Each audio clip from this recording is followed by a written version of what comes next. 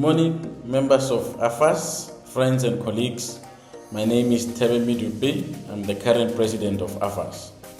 I wish to welcome you as we celebrate 5 years since we relaunched the African Astronomical Society, AfAS. I'm very proud to say that as a society, we are growing from strength to strength. AfAS of today enjoys growing membership, even though the growth is gradual and our membership numbers are still under 300. We are also growing our intercontinental and international footprint, and here is why I say this. Number one, our reach to African countries that previously had no astronomy activities has expanded through the efforts of the highly active Outreach Committee and the Science Committee of the AfAS Executive Committee. We have earmarked part of our budget to support and co-partner with various groups that host regional astronomy schools. These schools are geared towards existing postgraduate students or exciting postgraduate students to consider research in astronomy, as well as encouraging networking amongst early career astronomers, such as postdocs. Number two, we have encouraged and supported efforts to perform outreach activities in those African countries that have no known astronomy activities. Here, our members have visited various science programs at identified institutions and also visited teachers or included teachers in these visits to share the excitement about astronomy in those countries. The third one is, for example, in the last 2 years, AfAS have supported and co-partners with efforts to raise astronomy awareness in parts of West Africa and East Africa, in countries like Mali and Guinea-Conakry, and also AfAS has sponsored and co-partnered with astronomy summer schools in Botswana, Uganda, and Zambia. Number four, our relations with sister organizations in Europe and America have grown and strengthened. For example, in the last 2 to 3 years, we have been invited to promote AfAS at the annual meetings of the European Astronomical Society. This year, we will be participating in this way for the third time. Early this year, AfAS prominently participated in the American Astronomical Society in New Orleans, the US. Special sessions were held to promote AfAS' effort to grow astronomy in Africa, and the current status of astronomy in Africa was presented to the audience.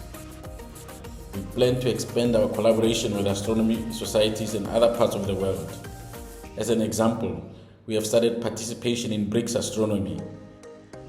The icing on the cake, of course, for this year has to be that AfAS is a co-hosting partner of the International Astronomical Union IAU's General Assembly that will take place in Cape Town in August this year, 2024. This is a milestone in the growth trajectory of African astronomy and will leave a legacy that will benefit our astronomy community throughout Africa for a very long time. I'm very proud that AfAS is working closely with the organizers to create future opportunities for African astronomers. It really is an honor that AfAS is involved at this level in this event. We are looking forward to this important event.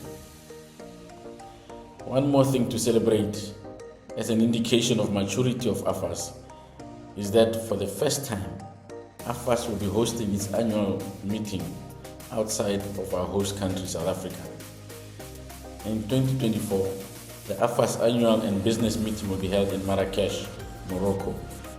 It will be co-hosted by the Kadi Ayad University and Okamiden Observatory. I'm happy to say that all indications are that it will be a great success. We are grateful to the hosts and the funders of this conference. It is anticipated that more African countries will host AfAS meetings in the future. The list of this achievement is quite long. I've only sampled a few of some of what we've been able to achieve in the last 5 years. But like in any young organization, AfAS is faced with a number of challenges. The three main challenges are: one, financial instability.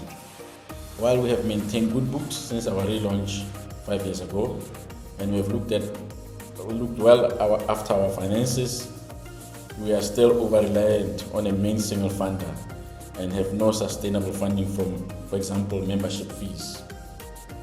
The second challenge is that we need to substantially grow our membership in Africa and in diaspora, with a great effort placed on recruiting professional astronomers and postgraduate students and African women. We need to strengthen a number of the subcommittees of the executive committee. This is the third challenge. And I'm encouraging you, AfAS members and friends, to please volunteer your time to become members of these subcommittees. These subcommittees are the Science Committee, the Outreach Committee, AFNOA for Women in Astronomy, African Women in Astronomy, and African Planetarium Society, which has been subsumed under one of the subcommittees. Therefore, colleagues and friends and members of AfAS, my call to action for all AfAS members is to work closely with the Office of Astronomy for Development to continue to bring astronomy to as many communities and countries as possible in Africa.